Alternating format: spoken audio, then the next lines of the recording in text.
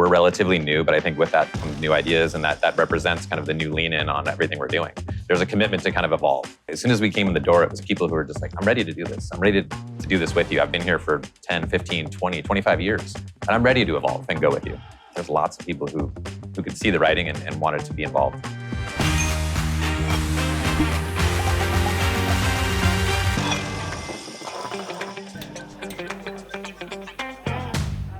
What TV show tickles you the most? So on the way here, I actually binged, because someone recommended it, Bodkin on Netflix. Bodkin? Yes, which was great. Will Forte, it's set in Ireland. I didn't really like it. It wasn't for me. Really? No, it wasn't for me. I got bored after 3 episodes. Really? I have low attention span. Stick it out. Yeah. Scott? I don't watch a lot of TV because I fall down TikTok black holes of content. So a lot of funny TikToks, but not too many TV shows these days. So no TV shows to recommend for the viewers? Any TikTok videos?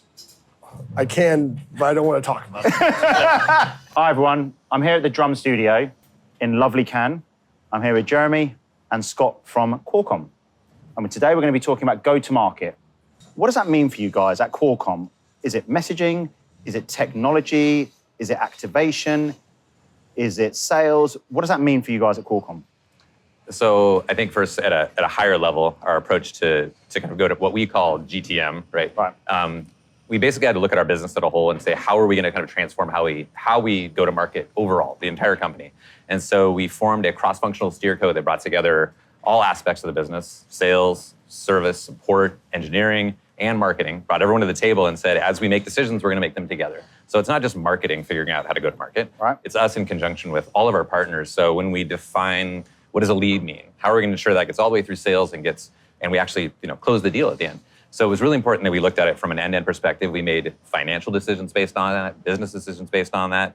We assigned capital against that. We put headcount against it, et cetera. So we took a really broad cross-functional approach as a partnership to kind of come together. So before we even got into the actual campaign and building that out, it was just like, how do we do this as a company? And how do we transform? And then we got into the campaign and messaging, and maybe I'll let Scott. Yeah, I mean, I think at Qualcomm, we really think from a holistic perspective, from insights to value props, from product definitions, all the way through your typical 4 Ps, right? Product, price, promotion, place.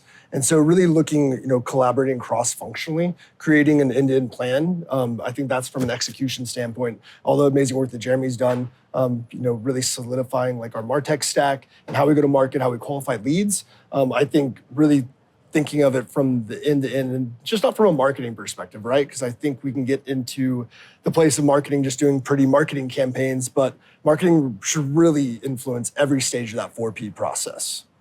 So I've got 2 questions that come off the back of that, but I'll go to the first one first. So obviously at Qualcomm,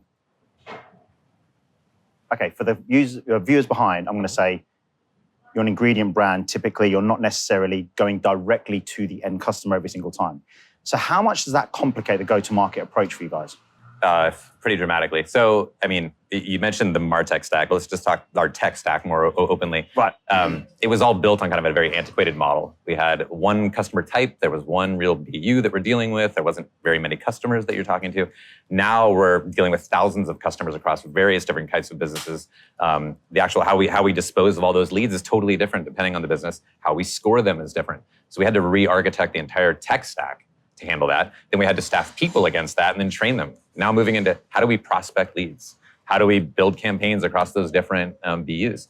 And so there was this first thing we had to do, which was stand up kind of an all new tech environment, rethink everything we had in place, retrain everyone to use that as part of this. And then we went and had to do the work. So first it was putting the foundations in place, which we spent the last kind of 1.5 to 2 years doing. And now here we are, we can actually use all of it to deliver better audiences, better leads, et cetera. But we really had to look at ourselves and it was like a deep look in the mirror to say, how do we transform technically and then organizationally as well?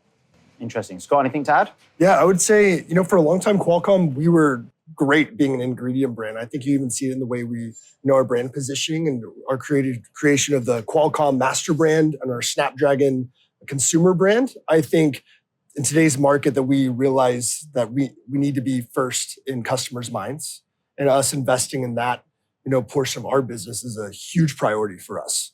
And is that first for Qualcomm or first for Snapdragon?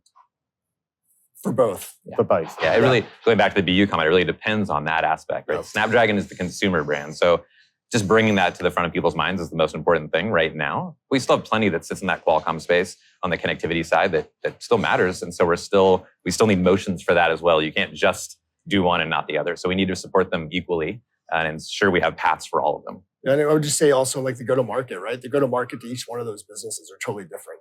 Right. So the part of the brand piece is critical. So let's maybe talk about that go-to-market piece. So you've talked about the lead engine, the marketing engine, all of that kind of stuff. And actually you talked about the steerco, which I'm actually very interested in learning more about. So obviously you've got sales, marketing, product, customer success. Who was bought into that steerco and who was not bought into that steerco? Who was really everybody was invited in at the most leadership level, right? So it wasn't just kind of, and I think this was the most important thing is when we make these decisions, it's done at a level that impact their various businesses. So someone at the marketing level, right, who can drive change all the way through the org. So on the sales level, same thing. So the peers sat at the top and said, we're going to make a decision that's combined and aligned, and then that unlocks the funds we need to do these things. And so in terms of who wasn't invited, no one wasn't invited.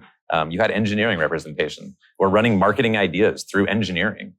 They're hearing about what does it mean to take an MQL into an SQL. They're hearing that. So they're learning along the way too. It's something they've never thought about before.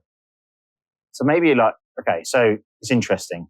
If I think of all the B2B companies that we work with, what you've just talked about, I think is really challenging. Companies really struggle with that. So what are some of the lessons you learned when you did that steerco? And by the way, actually 2 questions there. What are some of the things you learned? And is this steerco still in existence? Mm-hmm. If so, what did you learn along the way? What do you continue to learn? Tell me the good and the bad, because I think that people can learn from the good, absolutely, but people learn way more sometimes from the bad. If you feel comfortable talking about it. No, that's fine. I can handle a couple, and I know the connection with sales, Scott can speak to. So I'll give you an example, IT. There's always a historical rift between kind of marketing and IT, right? I would say I've never worked anywhere where we don't have such a tight partnership from the CIO to CMO level all the way down. So I have day-to-day calls with my peers on the IT side. We are working interactively together when we unlock funds. It is a partnership. I honestly never been anywhere where it feels so good working with them. And I think I feel that across the board with most of the other orgs. I think the hardest might be engineering because this is new for them. It's a new thing that they've got to kind of learn and lean into. But to sales? Yeah, I think I've never worked in an organization where we have such a tight alignment with our sales teams, which, for us on the B2B like marketing side, right, is critical for our success. And I've been very blessed to have a team that is engaged in marketing. They want our support. They want to lean in. But I think it's also about creating like a true collaborative like partnership with, sales. For instance, like I asked them their perspective on marketing, like being inclusive in the process. So again, I'm going to ask you a different question, but I imagine this same steerco approach, you've been in other organizations before. I'm guessing it may be challenging being in those other organizations because this feels very unique to Qualcomm. And actually maybe even beyond just we put some teams together is a cultural thing. I imagine it's a cultural thing that Qualcomm can do that type of steerco where everyone is on the same page. To be honest, I don't know if this was cultural for Qualcomm. I think this is very new for them. So it's a new muscle because historically the company didn't need to work this way. So because it was new, it was something that everyone was willing to try because we recognized as a whole that we needed to evolve. And so people were ready to come to the table. I think if everywhere else I've been, it's never been as successful as I've seen it here. And I think typically because it was happening a layer down, we have executives in the room. We have really strong voices in the room. And so when the cards are on the table and someone has to own something, you're doing it at the highest level. Yep. And so they're committing to something. They're committing their org to that thing. And I think that's where it's important. A lot of times you're just at too low a level to actually affect any change. And yes, we're all meeting together, but nothing actually happens. And here it happens. And plus you're granting people capital to invest, to hire, et cetera. You got to own that. You got to own the results of that. And we check back, we do look backs. So. Yep. No, I would say, like Jeremy said, like it probably wasn't naturally for Qualcomm at first, but I think the trajectory of the company is changing so much. All of our growth businesses are growing. We just released new PCs with Microsoft, the Copilot Plus PCs that we're powering, a new business for us, pretty much very recent business. So I think kind of having that growth mindset is something that's definitely like everyone's been on board with, and like know that we needed a change to be able to survive in the market today. And you're both fairly newer to Qualcomm as an organization. I'm going to keep going down this angle because I've certainly, in our work with you guys, culturally as a brand, you feel very inclusive. You have teams that nothing feels too difficult. Again, I imagine a lot of that is maybe it does from the inside. From an outsider in, it doesn't look like that. And I guess some of that probably helps that go-to-market steer code, building that alignment between different organizations, which can be very difficult because you're not a small company, you're a large company, you're a large, complex organization. Yeah. So it's fascinating that you're able to build such a unique steer code. Yeah, I mean, remember we are a very small, tight marketing team overall. There's not a lot of us from a marketing perspective. So yeah, but I think, as you mentioned, we're relatively new, but I think with that come new ideas, and that represents kind of the new lean in on everything we're doing. There's a commitment to kind of evolve. And I think most people they got on the train and they were ready to go. And that was really what we've witnessed is like, you guys, as soon as we came in the door, it was kind of like people who were just like, I'm ready to do this. I'm ready to do this with you. I've been here for 10, 15, 20, 25 years. And I'm ready to evolve and go with you. And the people that weren't, you still have to bring them along. But there's lots of people who could see the writing and wanted to be involved. Yeah, and Jeremy said, like, everyone's really willing. We have people that have been at Qualcomm for 20, 25 plus years that are the most eager to like seek out all these new ways of working, new ways for us to be successful. So I think it also just lends itself to the people culture that Qualcomm's crafted over the years. And it's super awesome being a part of it. So I'm going to ask you, Scott, a question, right? So we've talked a lot about the engine. We talked about go-to-market. But an engine is still an engine. Like if you think about a car. Yeah. 5 different cars, 5 different engines. Then there's the actual car itself. So how important for you guys is once you've built the engine in terms of the machine, how it works, the actual canvas, the campaign, the content, does that come into the steer code? Does that come into your thinking when you're building the steer code? Or is that something that's, hey, we've built the engine now, the go-to-market function, actually the message is the next thing? I think the steer code, definitely they're part of building the engine, right? And then that's where marketing comes in and really kind of creates our message. We definitely share. It's, like I said, very collaborative nature. We bring them along on our process. But I think, for any company, like telling great stories is still like at the heart of what we do, no matter if you're B2C, B2B. And so I think it's still, being customer first, telling great stories, but then bringing everyone else along on the journey with us is like the key to success. Right. And I think to be clear, the steer code is sitting at a level that's saying, okay, we get the idea, we get the concepts. They're letting us go do the work. So they're letting marketers be storytellers. There's not an engineer who's governing what we're doing from a creative perspective, right? They're saying, we trust you. We know you're going to make it happen. And you've kind of sold us on this concept overall. And here's the funds to kind of unlock to do that. And whether that's building something new from a digital tech perspective, launching a new AI tool, or actually building a campaign across the board. Yeah. Okay. So look, I'm conscious of time. And one of the things I want to ask you is around results, KPIs. It's all well and good. You have these steer codes. At some point, it's, I guess, this is how we used to do it. This is how it worked. This is how we're now doing it. How do you measure success of something that can be quite nebulous in the fact that we're bringing these organizations together? It makes complete sense logically, but how do you measure that? And how do you measure and justify the investment of time and money into it? So I think that there's 2 parts to it. Yes. I'll hit the more data intensive part first. So we're definitely looking at attribution. I mean, that's a metric that we can kind of align to as a kind of and especially at that steer code level from a marketing to sales perspective. We've constructed what we term kind of our DDOM dashboard, our way of looking at kind of a point in time to say, how are we doing right now? And everybody can see it.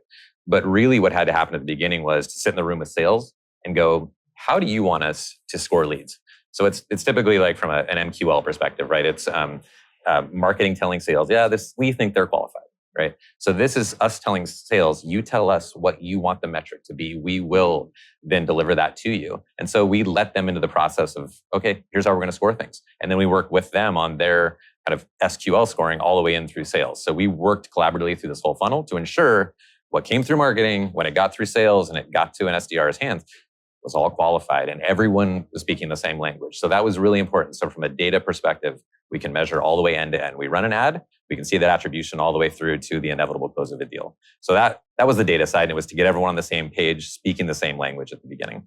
I think on the brand side, harder. It's a little harder, but I think we, the way we kind of think about it, at least from a growth marketing perspective, kind of break it down to 3 categories, right? Like the impact to the brand, like how are we measuring, the brand lift? That's critical for our success, as I was talking about, like building a new brand like Snapdragon, to the impact to sales, where all the sales qualified leads are getting qualified, and then at the end of the day, the impact to the business. What are the overall business? So that when we would talk to our execs and our C-suite, that we were very clear and concise on what is marketing doing to help drive the business forward. All right, so look, one final question. We've been at Cannes for the last 2 days. Don't worry, it's nothing rogue. I know. What's the one thing you've both learned? And it can be anything. It could be something funny, it could be something work-related, whatever you want. What's the one thing you've learned since you've been here in Cannes? South of France is beautiful. Number one. Never been, but it's amazing.